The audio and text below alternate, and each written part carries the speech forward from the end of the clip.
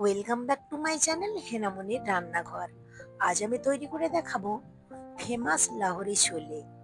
অসাধারণ স্বাদের খেতে লাগবে, নান বা রুটি পরোটার সঙ্গে খাওয়া যাবে। এইভাবে তৈরি করে আপনাদের প্রিয়জনদের খাওয়ালে আপনিই হবেন সবার সেরা। এবং তৈরি করে নেওয়া একেবারেই সহজ। আর ভিডিওটি যদি ভালো লেগে থাকে লাইক কমেন্ট শেয়ার করতে ভুলবেন না। আমার চ্যানেলে নতুন হয়ে থাকলে প্লিজ আমার চ্যানেলটিকে সাবস্ক্রাইব করে দেবেন।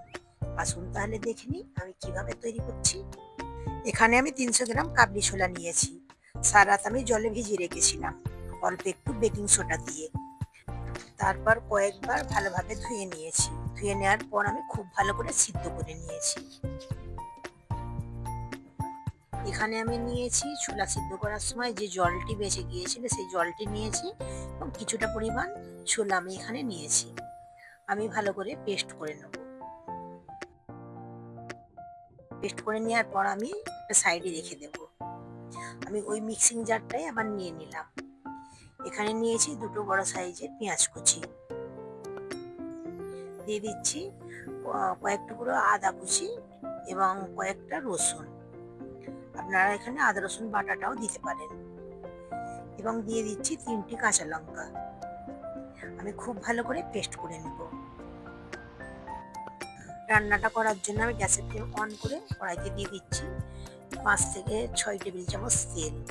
এখানে কিছু গোটা মশলা ফোড়ন দেবো। তার জন্য জিরা নিয়েছি 1 চামচ, 5 থেকে 6টা লবঙ্গ, দু টুকরো দারচিনি এবং 3 থেকে 4টে এলাচ নিয়েছি এবং হাফ চামচ নিয়েছি গোটা গোলমরিচ। এখন আমি ফোড়ন দিয়ে দিলাম, কয়েক সেকেন্ড ভেজে নিচ্ছি। কয়েক সেকেন্ড ভেজে নেওয়ার পর যে পেঁয়াজ কাঁচা লঙ্কার পেস্ট তৈরি করেছিলাম সেটা দিয়ে দিলাম। এখন নেড়ে চেড়ে মশলাটা আমি কষিয়ে নেব যাতে পেঁয়াজ এবং আদা রসুনের গন্ধটা চলে যায়। কয়েক মিনিট ধরে নেড়ে চেড়ে খুব ভালো করে কষিয়ে নিয়েছি। পেঁয়াজ বাটা খুব একটা লাল হয় না, গোল্ডেন মতো হয়েছে। এখন এর মধ্যে কিছু শুকনো মশলা অ্যাড করব। এখানে দিয়ে দিচ্ছি 1 চামচ ধনে গুঁড়ো,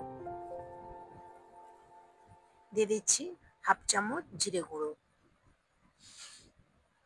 দিয়ে দিচ্ছি স্বাদ অনুযায়ী লবণ এবং দিয়ে দিচ্ছি কিছুটা পরিমাণ চিলি ফ্লেক্স। এখন নেড়ে চেড়ে আবারও কষিয়ে নেব। আমার এই রেসিপি কেমন লাগছে আপনাদের কমেন্টের মাধ্যমে ফিডব্যাক দিতে ভুলবেন না কিন্তু। খুব ভালো করে আমি আবারও কষিয়ে নিয়েছি। এখন আমি দিয়ে দেবো হাফ বাটি মতো ফ্যাটানো দই।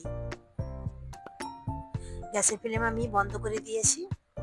এখন দইটি মশলার সঙ্গে ভালোভাবে মিশিয়ে নিচ্ছি। মেশানো হয়ে যাওয়ার পর আবার আমি গ্যাসের ফ্লেম অন করে নিয়েছি এবং দই এবং মশলা খুব ভালো করে আমি কষিয়ে নিয়েছি। এখন আমি দিয়ে দিচ্ছি সিদ্ধ করে রাখা ছোলা, আবারও মিশিয়ে নিচ্ছি। আবারও নেড়ে চেড়ে আমি একটু ভেজে নেব। 2-1 মিনিট ভেজে নেওয়ার পর আমি এখানে যে বেটে রেখেছিলাম যে ছোলা এবং জল দিয়ে সেই পেস্টটা আমি এখন দিয়ে দিচ্ছি। এই পেস্টটা দেওয়ার কারণে গ্রেভিটা একটু ঘন হবে। আবারও নেড়ে চেড়ে আমি মিশিয়ে নিচ্ছি এবং কষিয়ে নিয়েছি। এখন দিয়ে দেবো জল। এখানে আমি গরম জল দিচ্ছি। এখানে 1 কাপের একটু বেশি জল আছে। আপনারা গ্রেভিটা কতটুকু রাখতে চান সেই অনুযায়ী জলটা দিয়ে দেবেন। এখন আমি ঢাকা দিয়ে দিচ্ছি।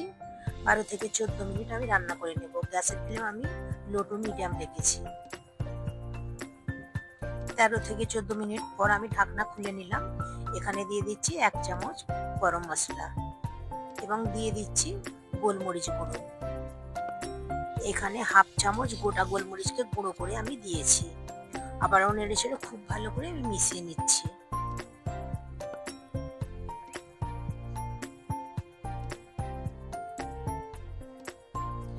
মিশিয়ে নেওয়ার পর এখন আমি ঢাকা দিয়ে দিচ্ছি 2-3 মিনিটের জন্য।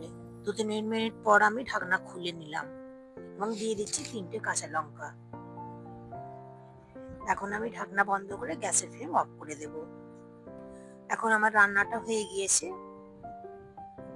এইভাবে একবার হলেও আপনারা বাড়িতে ট্রাই করে দেখতে পারেন, খেতে কিন্তু দুর্দান্ত লাগে। এখন আমি সার্ভিং ডিশের মধ্যে ঢেলে নিচ্ছি। দেখতে কতটা লোভনীয় হয়েছে আর কত দারুণ স্বাদের হয়েছে দেখলেই বোঝা যাচ্ছে, তাই না? আমি এখানে সিদ্ধ ডিম দিয়ে গার্নিশিং করে নিচ্ছি। আপনারা চাইলে যখন গ্রেভিটা ফুটছিল তখন সিদ্ধ ডিমটা দিয়ে দিতে পারেন। উপর দিয়ে এরকম একটু গ্রেভি আমি লাগিয়ে নিচ্ছি। দেখলেন তো কত সহজেই তৈরি হয়ে গেল লাহোরি ছোলে। রেস্টুরেন্টের স্বাদকেও হার মানাবে এইভাবে তৈরি করলে। আমি এখানে ভাতের সঙ্গে পরিবেশন করে দেখাচ্ছি। আবারও হাজির হব অন্য কোনো রেসিপি নিয়ে। Thanks for watching.